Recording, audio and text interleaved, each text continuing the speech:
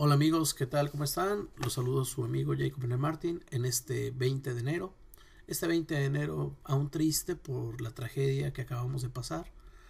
De eso quería platicarles y una reflexión acerca de las respuestas que arrojan, ¿no? ¿Por qué digo respuestas? Porque normalmente en estas tragedias lo que surgen son preguntas, pero en este caso todo está muy claro. Era una tragedia anunciada, hay material gráfico, hay videos, hay testimonios y arroja más respuestas que preguntas, ¿no? ¿Y por qué digo esto?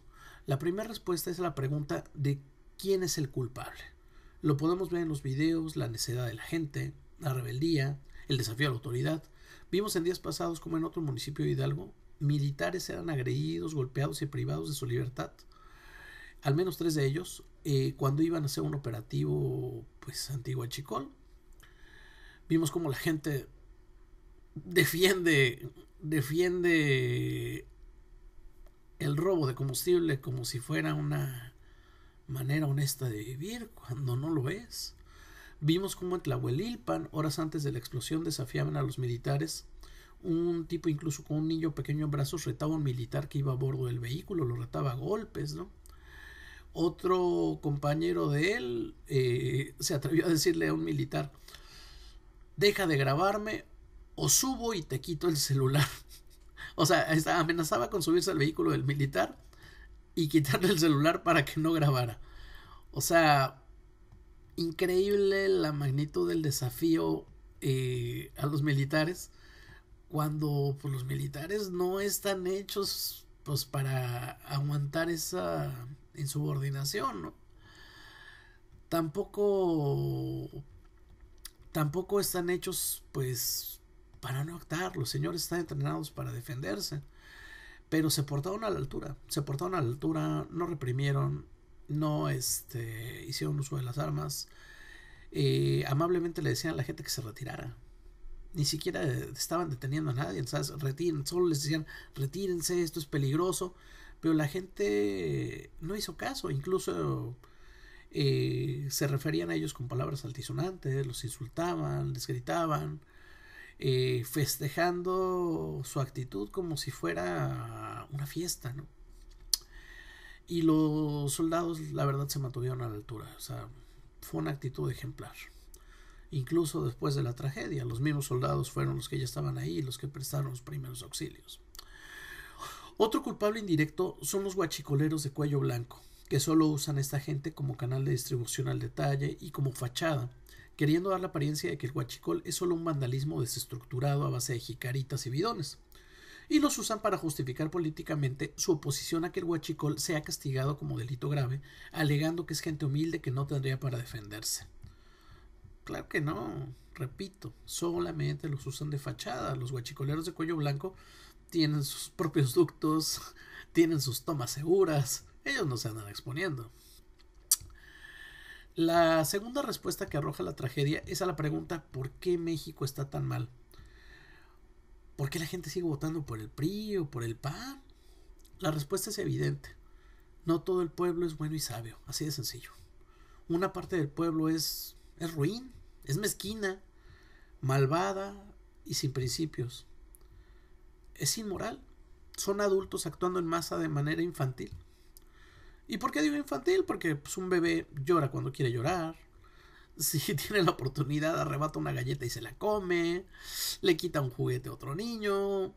Pero son bebés. Pero estos son adultos actuando en masa de manera infantil. Solo viendo por ellos, luchando por algo que no les pertenece como si fuera de ellos. Y esa actitud es de donde salen los linchadores resentidos que se muestran sumisos ante la bota que los patea, pero se enseñan cuando saben que no corren riesgos. Son los que de repente, independientemente de la persona que hace la fechoría, son los que no atrapan al ladrón, pero cuando ven que lo atraparon y lo amarraron y ya el ladrón ya no les puede hacer nada, son los que llegan con un palo a pegarle en la cabeza, ¿no?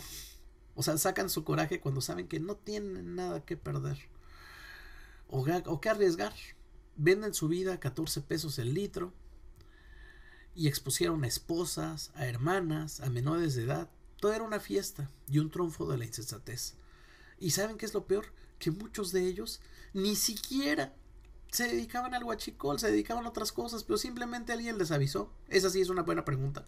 ¿Quién les avisó? Que había una fuga y corrieron a sacar unos cuantos litros de gasolina. Es la misma actitud dañina de cuando un mal mexicano va a un buffet y se atasca de comida queriendo hacer que quiebre el buffet solo por sentir que hizo perder al restaurante, ¿no? Que sienten que ganan si alguien más pierde.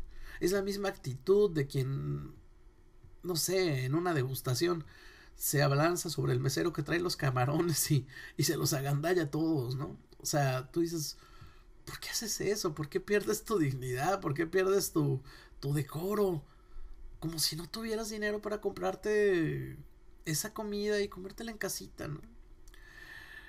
La tercera respuesta es aquella pregunta tonta de que por qué cierran los ductos causando desabasto. ¿Vieron en los videos qué altura alcanzan los chorros de combustible aún con los ductos cerrados? 12 a 15 metros, con una presión de solo 5 kilos por centímetro cuadrado después de cerrar el ducto. Sin cerrar sería de unos 20 kilos por centímetro cuadrado.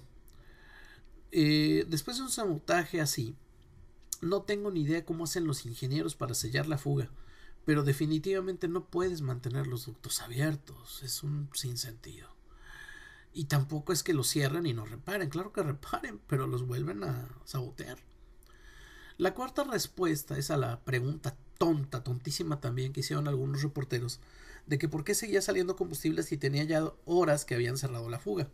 La respuesta es que en la línea de ductos hay un tramo de 13 kilómetros y dentro de los ductos hay un volumen de más o menos 10,000 barriles y 10,000 barriles dentro de las líneas de los ductos. Así que tan solo por gravedad seguiría saliendo combustible, ya que en ese tramo de 13 kilómetros pues debe haber desniveles, ¿no? Y también por la expansión y contracción de los mismos ductos, son de metal. La quinta respuesta es a otra pregunta recurrente. ¿Por qué no hubo detenidos? ¿Por qué no los detuvieron? ¿Por qué el ejército no hizo nada? Señores, son 500 pobladores rebeldes y envalentonados contra 25 soldados. Aquí y en cualquier país con esos números tan desiguales, ya no puedes hacer nada si la gente no está respetando a la autoridad. Los soldados les estaban diciendo a la gente que se alejara, que era peligroso, y solo recibieron por respuesta agresiones. ¿Qué pueden hacer los soldados? ¿Accionar las armas? Ni siquiera era prudente hacer disparos al aire, la gasolina no es agua, se gasifica demasiado. Se les dio trato de niños a la gente por su propia seguridad. A pesar de estar cometiendo un delito, los soldados se portaron a la altura y aún habiendo sido agredidos, auxiliaron a la gente. Una señora reclamaba que no trataran a los cuerpos como palos quemados, pues las víctimas horas antes trataban a los soldados como si fueran de palo.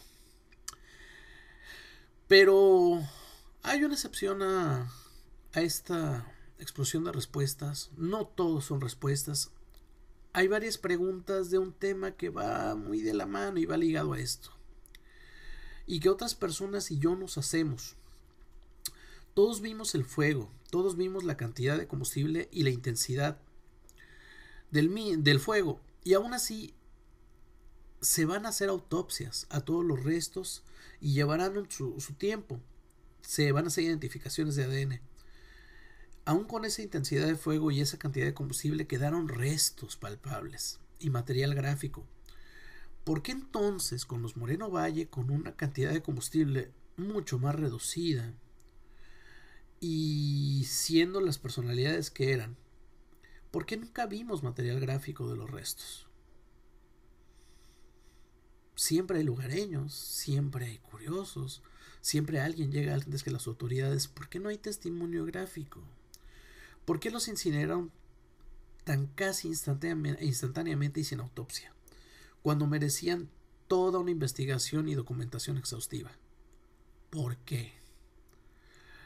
Así las cosas, amigos. Me despido, reflexionemos y les mando un gran abrazo. Saludos.